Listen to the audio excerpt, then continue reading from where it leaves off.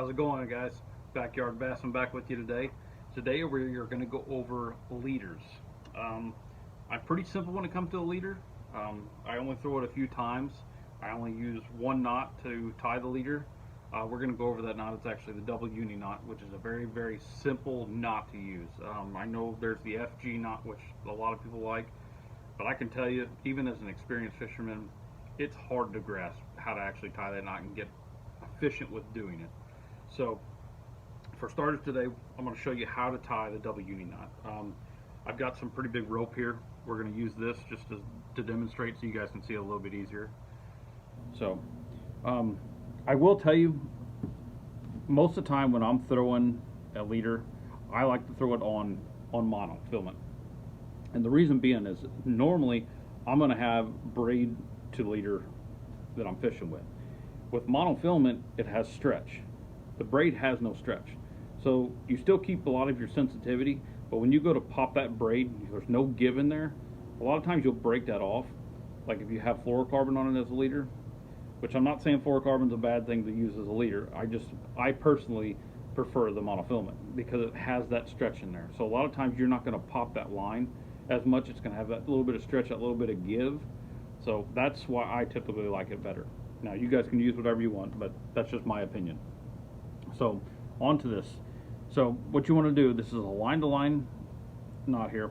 So we're going to take both lines, and what you're going to do is you're just going to cross both ends of the lines there and just hold it right there. That's all you're going to do. Now I'm going to pull out quite a bit extra here just to have enough to work with here. So when you first start doing this, give yourself a good 6-7 inches to play with there. So all right, after you cross that line, on your monofilament, when you're tying your monofilament, let's say this is your monofilament line right here that we're going to tie first. You're going to bring us over and just make a loop all the way back here to where your fingers were pinched there. And what it does is it doubles this line up right here. So you got two lines right here, all right? And all you're going to do is take this tag in here and bring it back underneath here, and you're going to wrap that around that doubled line.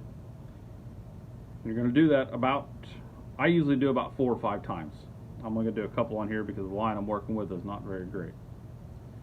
So once you wrap that around there, you're going to grab your tag in there, and then you're going to pull that down just to cinch it down a little bit. Now you don't want to do it tight yet. Just make sure that tag end is out here on the end right there. So just cinch it down just enough to where it's not going to go anywhere. That's all you got to worry about for right now. So on your braided side, now this is just for your braided side. Braid is very slick, especially when it's brand new. It's got that coating on there, it's very slick.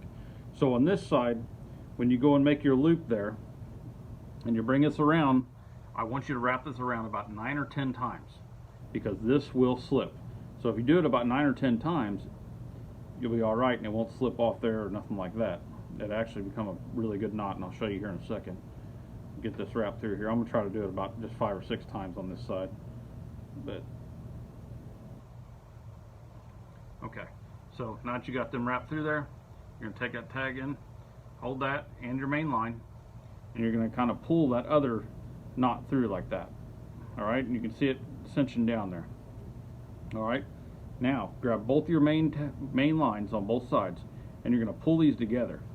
And what it does is it's these two. You may have to pull out on your tag ends a little bit as you tighten it down, just if they slip out a little bit. Then just go right back to it and just keep pulling. Now when you pull that tight, that is a very strong knot. I've never had any problems with it breaking or anything like that. I've had my main line break or my monofilament line break or whatever, but for the most part I don't have any problems with that knot at all. So on to where I'm going to use my leader. Where I live in southeast Missouri. We have quite a few lakes over the river in Illinois that have some pretty good clear water. So if it hasn't rained a bunch or nothing like that and then lakes get really clear, I'm going to start using that leader for like finesse fishing, whether it be a drop shot or a Ned rig or something like that, even a shaky head. That's where I'm going to use that. I usually try to keep it safe. I usually go anywhere from about 4 foot to 6 foot on my leader material.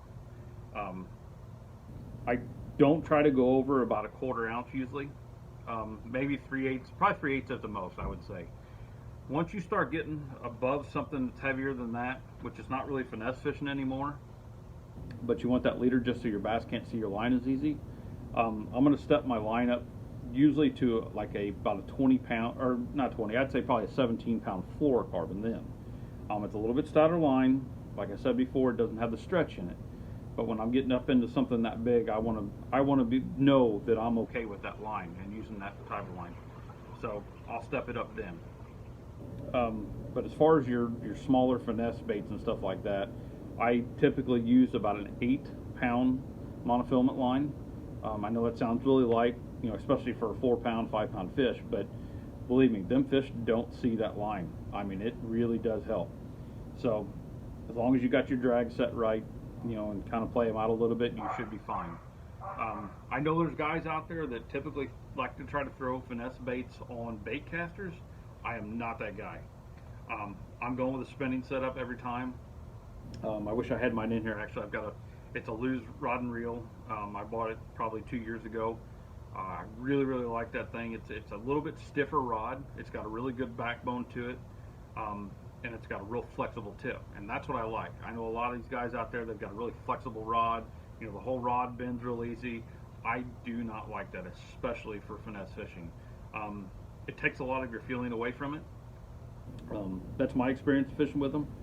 I like that, like I said, that little bit bigger, stronger backbone. And with the braid on there, you feel a lot of those bites, and you don't miss as many. So that's typically why I like that. But other than that, I mean, if you're going to fish around docks and stuff like that, I would strongly suggest staying with the monofilament, just because, like I said, that stretch and stuff, and they get wrapped in there. Your line's going to take a little bit more of a beating for you. Not that you want to get in that stuff, but it happens. So just keep that in mind. But that's about all I got for you guys today. So hopefully I'll see you back on here on Sunday. I think we're going to go over some summertime worm baits. So we'll see you guys then. Don't forget to hit that subscribe button and that like button, and I'll see you guys Sunday. Thanks.